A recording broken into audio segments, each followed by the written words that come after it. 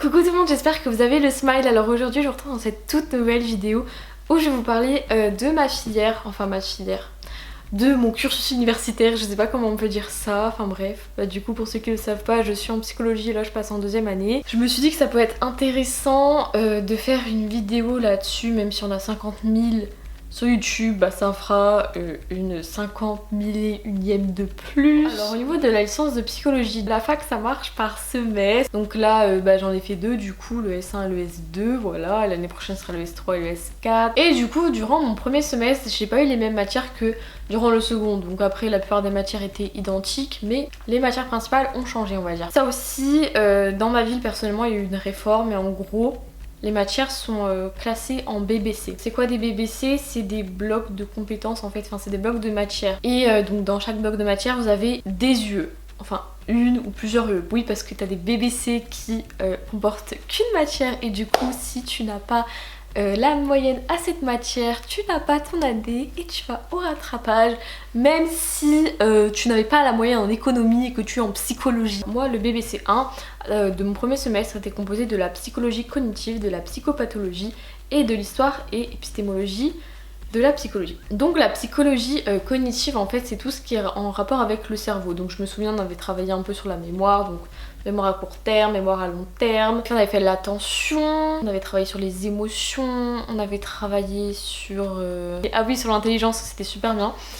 Voilà, on voit ce genre de truc en fait, c'est vraiment on voit le fonctionnement de l'individu au singulier, on voit le fonctionnement de son cerveau en fait, c'est tout ce qui est en rapport avec le cerveau je trouve, enfin avec les fonctions du cerveau. Ensuite donc la psychopathologie c'est en général, quand on vous parle de psychologie vous allez penser à la psychopathologie, c'est-à-dire que en gros c'est l'étude des pathologies, donc par exemple tout ce qui est, cette année on a vu quoi? On a vu la bipolarité, la dépression.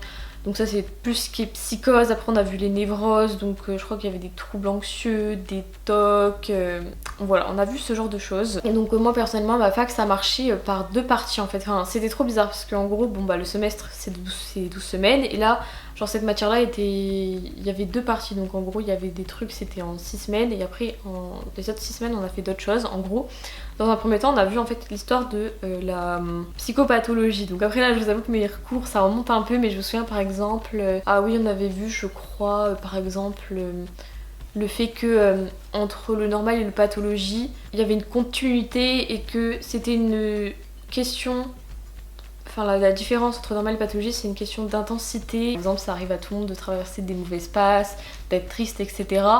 Mais si c'est prolonger un certain moment et que c'est vraiment très intense et ça se peut que ce soit pathologie. Ah oui aussi on avait vu par exemple machin découvert machin, bon enfin ça c'est pas le plus passionnant, après c'est de la culture clairement. Et du coup la deuxième partie c'était une partie sémiologie, c'est à dire que on avait fait les tableaux cliniques, donc la bipolarité, la dépression, tout ça. Et après en TD ce qu'on faisait c'est qu'on devait, on avait des textes et on devait poser un diagnostic en fait, enfin on devait faire la sémiologie, donc par exemple ça commençait par quoi? Oui la présentation, donc le nom, le métier du patient, enfin sa situation de vie, etc., son histoire. Et du coup après histoire et épistémologie de la psychologie. Franchement ça c'est un cours que j'ai grave aimé. Genre pourtant j'aime pas l'histoire hein, mais je trouvais ça hyper intéressant. Qu'est-ce qu'on avait vu? On avait vu l'histoire des neurosciences, que par exemple dans l'Antiquité, dès l'Antiquité en fait ils faisaient des trépanations pour voir ce qui se passait dans le cerveau humain, etc. Du coup ça c'était le BBC 1. Pour le BBC 2, il y avait les statistiques, la méthodologie et les sciences. Donc après voilà, là je parle vraiment de ma fac parce que je sais qu'il y a des facs par exemple qui sont plus analytiques.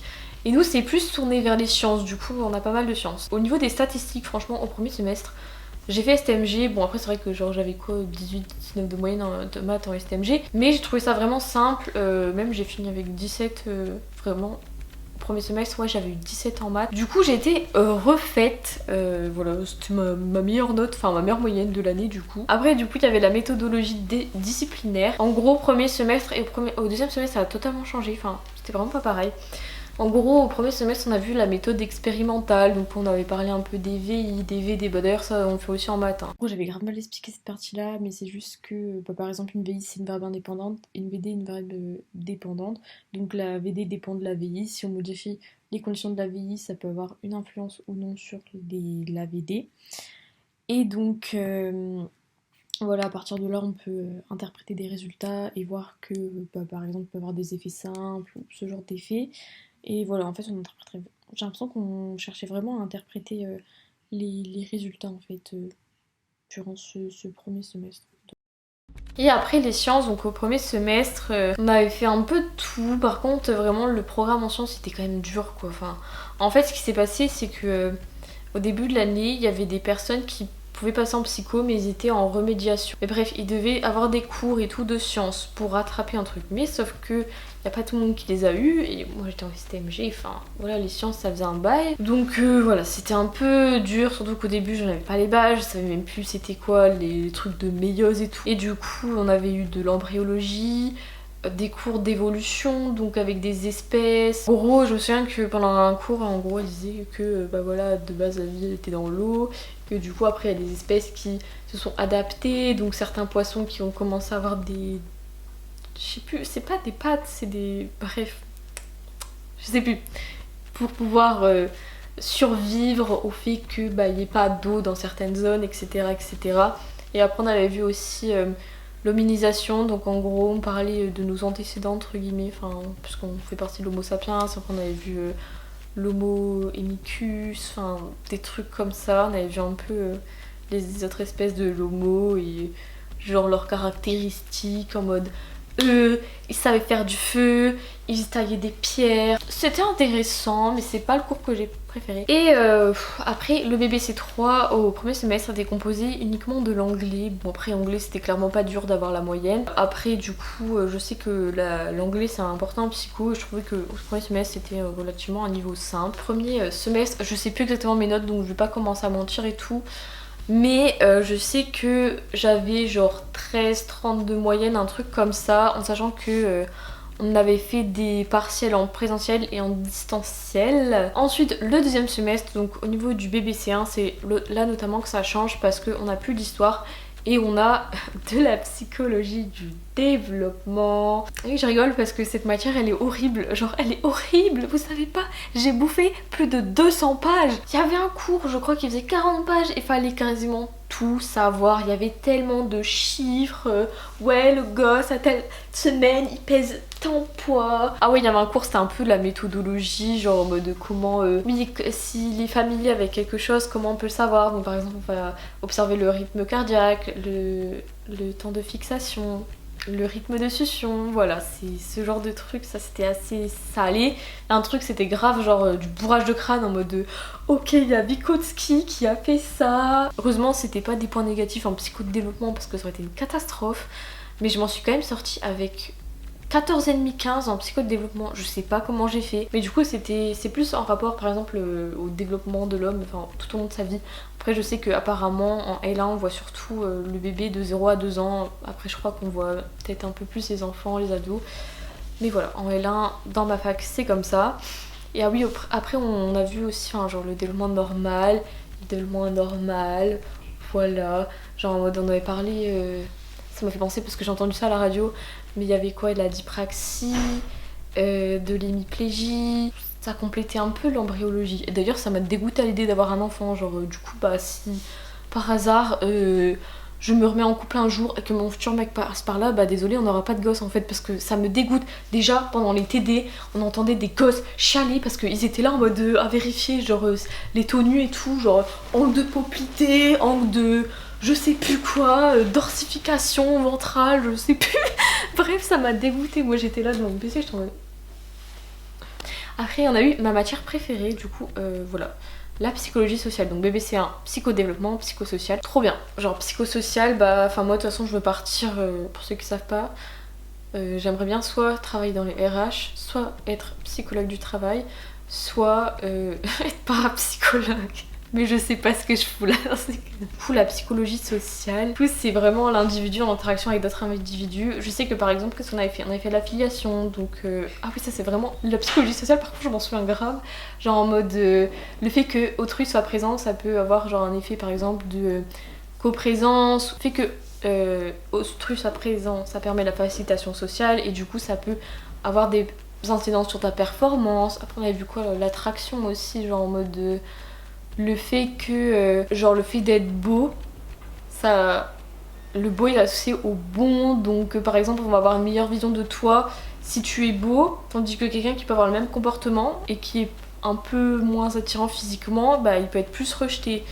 Alors que quand t'es beau, c'est plus facilement accepté. Enfin, ce genre de choses que ça en a fait aussi. Ah oui, il y avait les cafards aussi, c'était avec Zajonc là, en mode de... Ah bah c'était avec les effets de co-présent. Je sais pas à quel moment dans ta vie tu te dis bon bah ok, pour tester cette théorie de coaction, je vais mettre des cafards ensemble et on va voir s'ils arrivent plus facilement à sortir quand ils sont à deux que quand ils sont seuls, que quand il y a des spectateurs. Enfin, je sais pas qui c'est. Enfin, du coup, c'est Zajon qui s'est dit ça, mais genre, à quel moment dans ta vie tu te dis ça, quoi.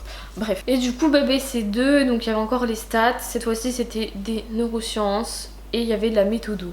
Au niveau des stats, c'était quand même plus complexe. Du coup, après, les neurosciences, bah, du coup, c'était tout ce qui est en rapport avec le neurone. Enfin, cerveau, machin, qu'est-ce qu'on a vu? On a vu le stress, ça c'était super intéressant. Après, ah oui, on a vu le cerveau sexuel, ça c'était grave intéressant aussi. Et sinon, au niveau de la méthodologie, c'est un cours que j'ai vraiment beaucoup aimé au second semestre parce que on avait parlé notamment de l'entretien clinique, donc en le différenciant avec l'entretien psychiatrique. Donc par exemple, l'entretien clinique en fait c'est plus centré sur la personne, tandis que psychiatrique c'est plus centré sur les troubles, on va dire. On peut faire aussi un CC genre en mode avec un questionnaire et tout, on devait l'analyser. Du coup, bah là, on avait vu par exemple la méthode de l'observation, de l'enquête. J'ai beaucoup aimé la méthodologie, c'était assez intéressant.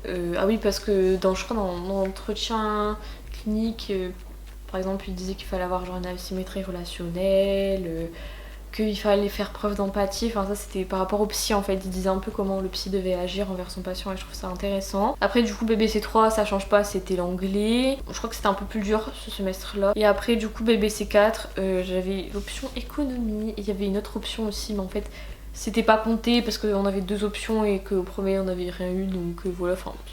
Ma fac est connue pour son excellente organisation. Du coup, voilà, ce que je disais tout à l'heure, c'est qu'il y a des facs où vous avez plus tendance à avoir des cours de sciences, d'autres c'est plus à tournant psychanalytique, du coup vous avez pas forcément... Il y a des facs qui ont pas tout le temps des sciences, hein. Je connais une fac, genre un semestre sur deux ils ont des sciences mais c'est tout quoi. Mais voilà, après franchement, sincèrement je viens des STMG, je suis passée...